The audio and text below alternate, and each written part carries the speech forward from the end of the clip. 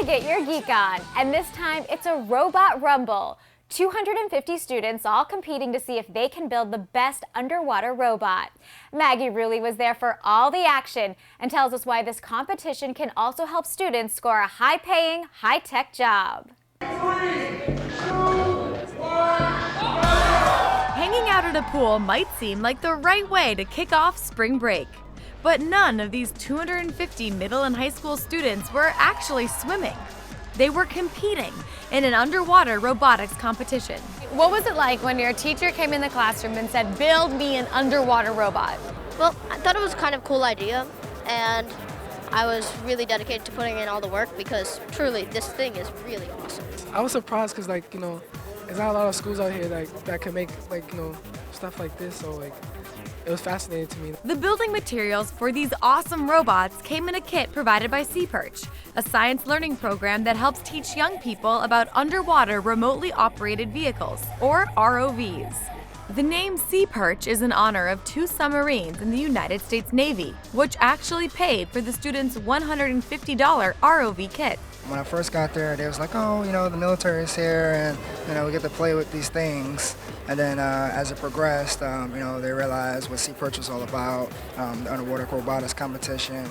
And now a lot of them are venturing into becoming electrical engineer or scientists when they get older now.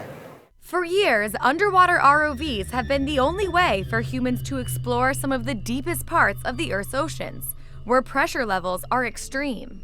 The robots were used to find the shipwrecked Titanic and cap the spewing BP oil well that dumped 210 million gallons of oil into the Gulf of Mexico back in 2010.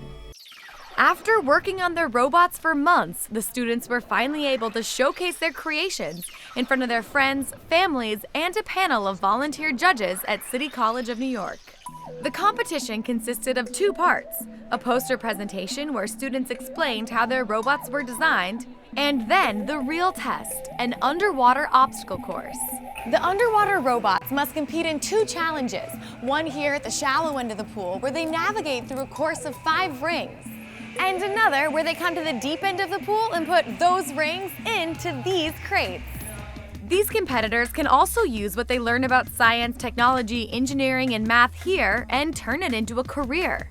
Right now, jobs in STEM fields are in high demand in the U.S. and in the military. There are thousands of scientists that the Navy employs studying and researching and improving. You could be a scientist at the Navy, you could design ships in the Navy, you could drive ROVs, you could invent the next torpedo that they need.